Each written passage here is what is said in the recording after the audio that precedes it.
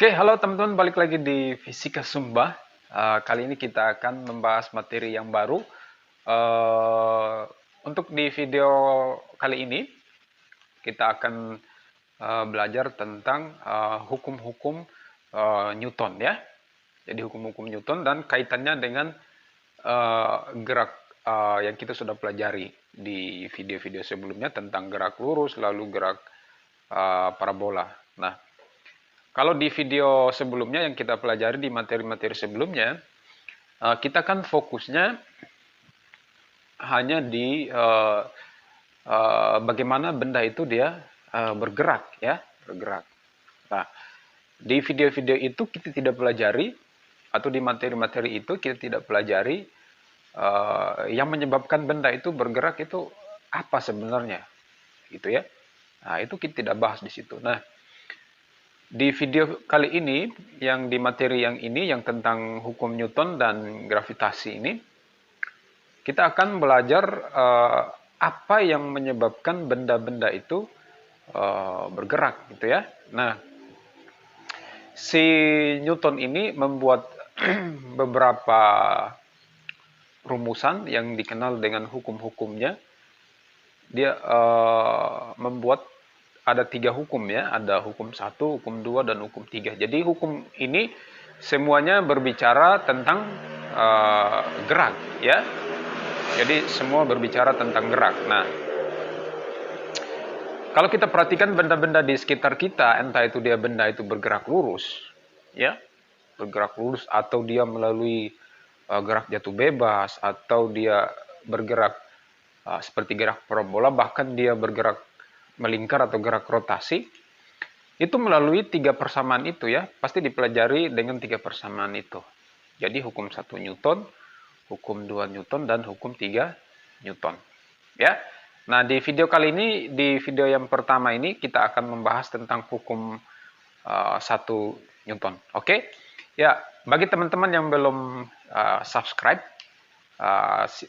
silakan klik subscribe di bawah video ini, ada tombol subscribe ya, di sebelah sini di bawah video ini ada tombol subscribe, silakan diklik tombol subscribe, dan juga jangan lupa tekan tombol lonceng dan juga like, share, dan komen.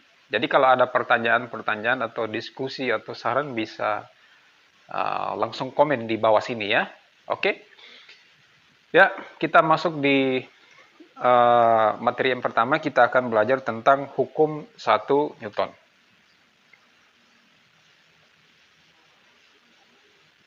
Hukum 1 Newton. Ya. Jadi hukum 1 Newton ini dikemukakan oleh Sir Isaac Newton. Ya. Dirumuskan oleh salah satu ilmuwan fisika yang cukup terkenal, namanya adalah Sir Isaac Newton. Di SMP saya rasa teman-teman sudah belajar ya, apa itu hukum 1 Newton. Di sini kita akan mereview sedikit. Jadi kalau di hukum 1 Newton ini, dia berbicara tentang hukum kelembaman ya, hukum kelembaman. Artinya kalau benda itu dia awalnya diam ya, awalnya diam akan tetap diam ya. Jadi kalau awalnya benda itu sedang diam, dia akan terus diam. Lalu kalau dia bergerak dengan kecepatan yang konstan, dia juga akan terus bergerak dengan kecepatan konstan tersebut. Syaratnya ada, asalkan tidak ada percepatan ya, tidak ada percepatan begitu. Jadi kalau percepatan benda itu 0, maka dia akan tetap diam. Kalau awalnya dia tetap diam, lalu kalau dia bergerak dengan kecepatan konstan, dia juga akan bergerak dengan kecepatan konstan. Ya, syaratnya itu tadi ya, asalkan percepatannya 0. Ya, oke.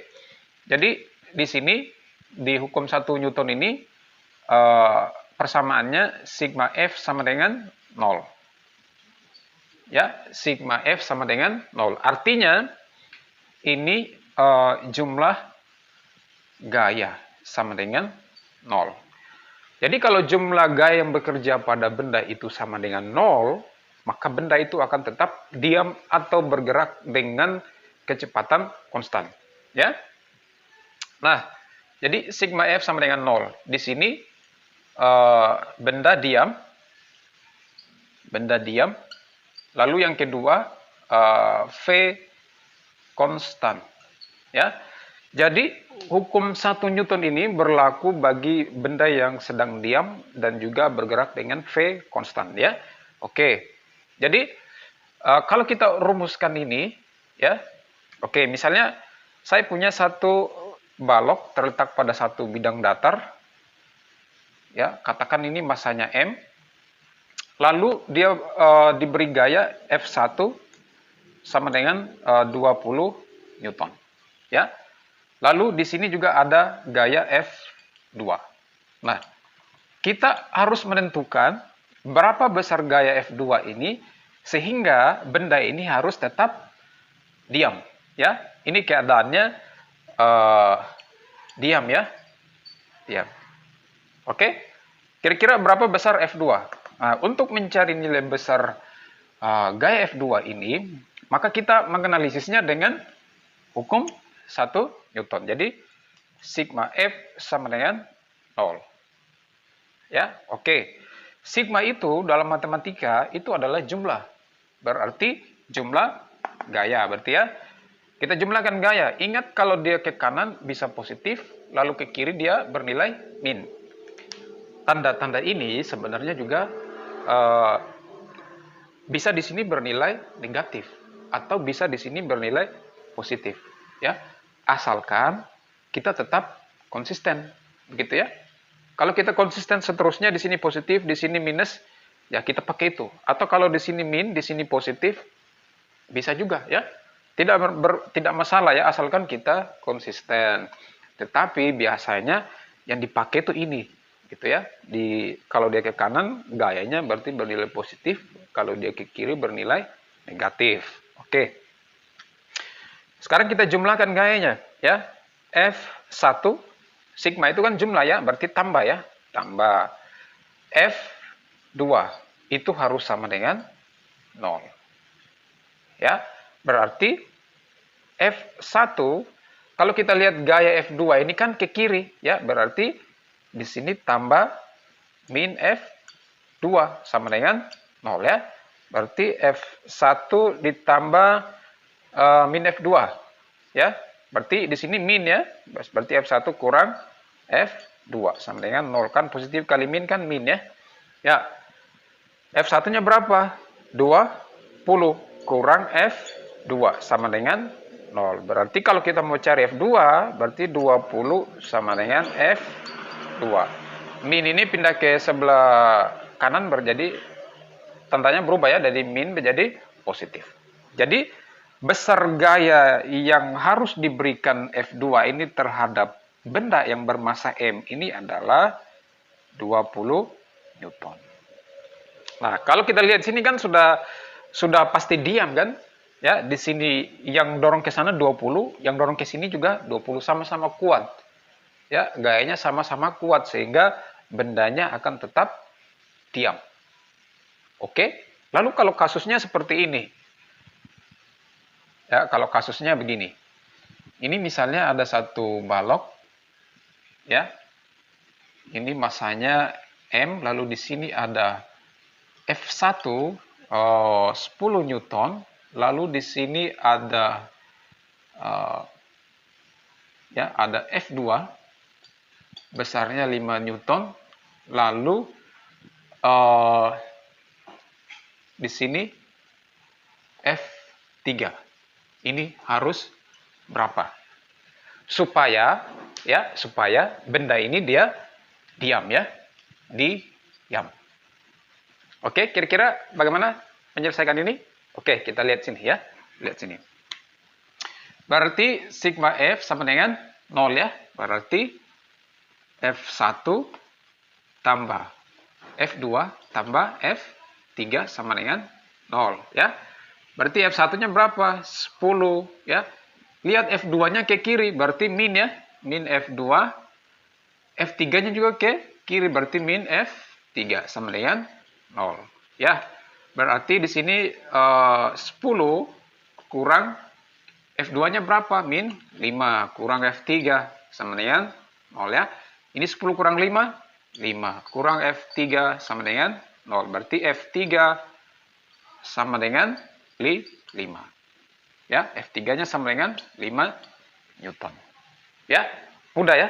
Jadi kalau kita lihat di sini, besar gaya F3 itu harus